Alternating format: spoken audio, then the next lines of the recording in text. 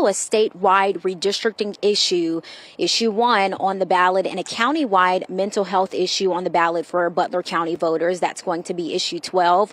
We have a breakdown to both of those issues on our website, local12.com. I was able to speak with the first person in line who tells me he got here around 5:45. He told me he did have just a minor issue with his ballot with a printing issue, but he was still able to get out in less than 10 minutes. Everyone else that I speak to that's coming out of the precinct here at Ross Middle School, they tell me they're in and out in less than 10 minutes. So again, I'm live this morning in Butler County. Let's send it over to our Chloe Markley now, who is keeping an eye on things in Boone County. Hi, Chloe.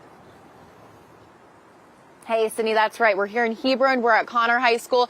Now, at 6, right when these polls opened, these lines were pretty long. Now, shortened up a little bit, so you guys should have no issues there. But so far, 18,000 residents have already voted. They participated in early voting, and 3,500 absentee ballots have been returned. Boone County is expecting to see a big turnout, about 60 to 70% voter turnout. Many voters do have their eyes on Amendment 2. A yes vote supports amending the Constitution to enable the General Assembly to provide state funding to students outside of public schools. And a no vote opposes amending the Constitution to enable that funding outside public schools. The president of the Kentucky Education Association shares why he's pushing voters to vote no today. Our local public schools are the heart and soul of every single community all across the Commonwealth. And we need to make sure that we're fully funding those public schools and investing in those students that are in our classrooms every single day. You know, sitting in our classrooms is the future of Kentucky. And we need to make sure that we're supporting those students so that they have every opportunity possible.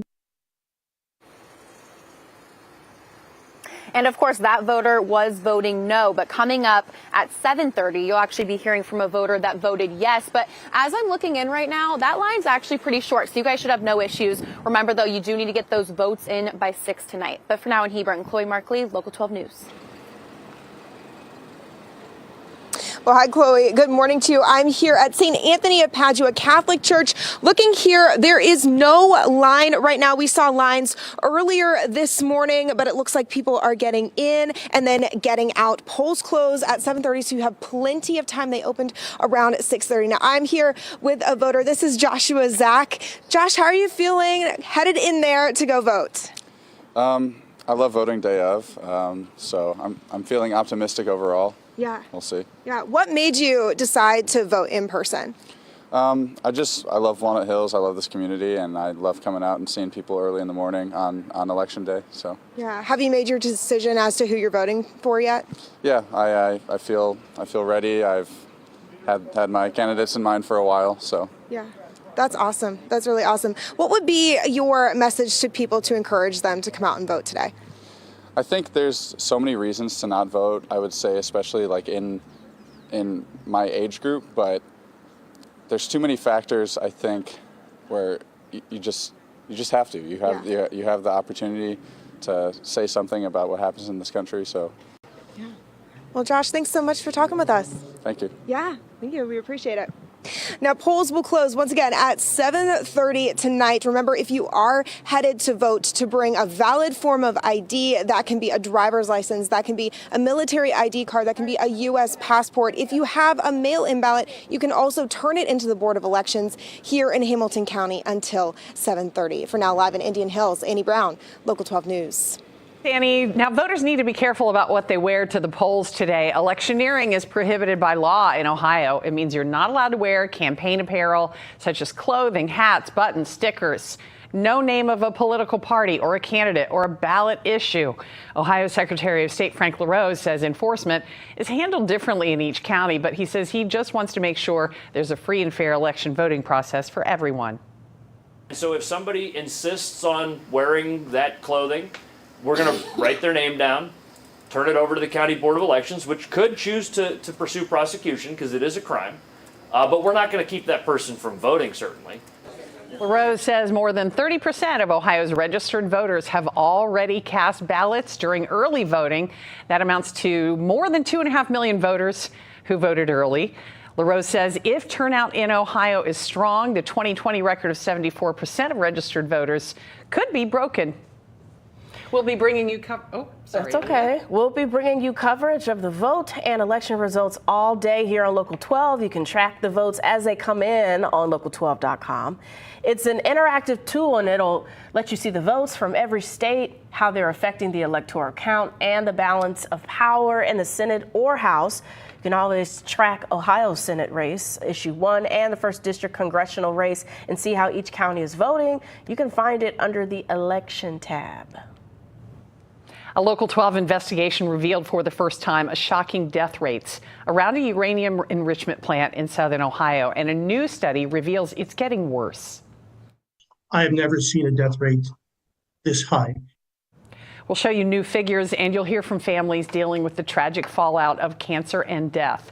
Investigative reporter Dwayne Pullman continues his special report, Faces of Fallout, tonight on Local 12 News at 6. Coming up on Good Morning Cincinnati, we'll have the latest on the Big Mac Bridge investigation. That's right. First, though, presidential candidates make their final plea to voters. We'll take you around the country.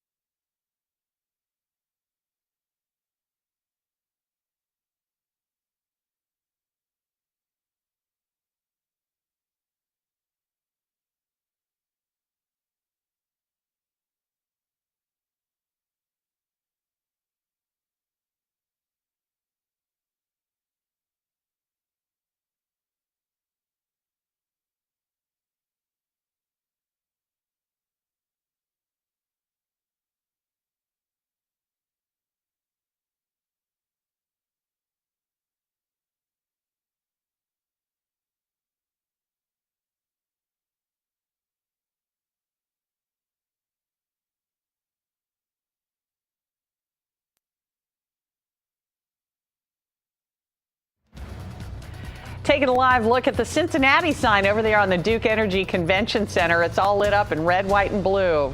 Sun's coming up, but you can still see the colors as those renovations are taking place. Man, I was surprised when I saw how much work they're getting done down there, but they left the sign on for all of us to enjoy, and it's great. Feels good, too. 66 degrees at 7:12 on Election Day. Vice President Kamala Harris ended her campaign in Pennsylvania. Former President Donald Trump wrapped up his campaign this morning in Michigan. Harris ended her night in Philadelphia after also visiting Allentown, Scranton, Reading, and Pittsburgh yesterday. There was a constant at all of her stops. The vice president never mentioned Trump by name. We need everyone in Pennsylvania to vote because you are going to make the difference in this election. Harris is outperforming Trump by 13 points when it comes to women voters in Pennsylvania, many of them motivated by the overturning of Roe versus Wade. Trump started his day in North Carolina, then went to Pennsylvania and ended the night in Grand Rapids. The former president also talked about leveling a tariff on Mexico. If they don't stop this onslaught of criminals and drugs coming into our country, I'm going to immediately impose a 25% tariff on everything they send in to the United States of America. Georgia's Supreme Court ruled 3,000 voters in Cobb County will not get extra days to vote. Those voters did not get their original absentee ballots in on time. Making sure the votes count and are counted correctly, that's on the minds of state and local officials across the U.S. Christine Frizzell reports. In the final days of his third run for the highest office in the land, Donald Trump once again sowing doubt about the security of the election. In Lancaster, they found 2,600 ballots, all done in by the same hand. In other words, the same exact penmanship. That incident regarding fraudulent voter registration forms, not ballots, adding to the slew of stories coming out about issues which have already occurred, including in swing states. In the last month, ballots have been set on fire in states like Washington, Oregon, and Arizona, as other states face questions about non-citizen voting. A Chinese national registered to vote and voted. And now he's being charged for doing that. At least one non-citizen's ballot is going to count in Michigan because they don't know which ballot is and they can't retrieve it. And about 218,000 Arizona voters were recently discovered to have failed to provide proof of citizenship there. You don't know whether you have the 218,000 identities or not. Is that correct? I'm pretty sure we don't. State and local officials, including many Republicans, working overtime to assure voters that the elections will be free and fair. This is the server where all the results are held. The Maricopa County Recorder's Office giving tours in person and online, also adding surveillance cameras to allow people to monitor the tabulation center themselves. Here in Georgia, it is easy to vote and hard to cheat. Georgia's Secretary of State warning that the misinformation surrounding voter fraud could be playing into the hands of our adversaries. There's a lot of bad people out there that want to just kind of get us fighting amongst ourselves. We know who they are. We know Russia, China, Iran. There's a list of them. The incidents, whether isolated or not, have gotten quite a bit of news coverage this election. Still, a recent Pew Research poll found 73% of voters are somewhat or very confident the elections will be run well. In Washington, I'm Christine Frizzell. Protecting votes, voters, and polling locations are a top concern for election officials around the country. The National Guard is on standby in Nevada and at least 6 other states. Arizona and North Carolina activated Guard troops. In D.C., some businesses are boarded up. And extra security fencing was added outside the White House and the home of the vice president. A Local 12 investigation discovered a memo from the National Highway Administration warning ODOT about flammable structures under bridges. This comes after the Daniel Carter Beer Bridge caught fire and forced its closure last Friday. And this wouldn't be the first warning. Memos from 2017 and last year has warned state departments of transportation that any structures, buildings, or facilities which utilize combustible materials that may be fire hazards cannot be allowed under or adjacent to overpasses and bridges. Those memos even instructed ODOT to remove the materials. Assistant Chief Matt Flagger says the Cincinnati Fire Department's investigation is focusing on the recycled plastic play structure and rubber decking playground that sits under the bridge. Our investigators are looking for the origin and the cause, and by origin we are looking for a very small point like the size of a dime, and inside of that point we should have heat, fuel, and oxygen that came together with some kind of external force to start the fire. Highly unlikely this spontaneously combusted. It's unlikely, but it's possible that spontaneous combustion is actually a cause of fires here in the city, so we can't rule it out. We have reached out to ODOT, but they did not respond to our questions about those memos. More Bengals banged up. Now rookie tight end Eric All Jr. is out for the season. The team confirmed that All tore the ACL in his right knee Sunday. It's the same ACL he tore around this time last year during his final year at the University of Iowa. It is tough news for the rookie. He'd been having a standout first season in the NFL. And take note, the Bengals' schedule is changing again. It means back-to-back primetime games. Their Week 11 match against the Los Angeles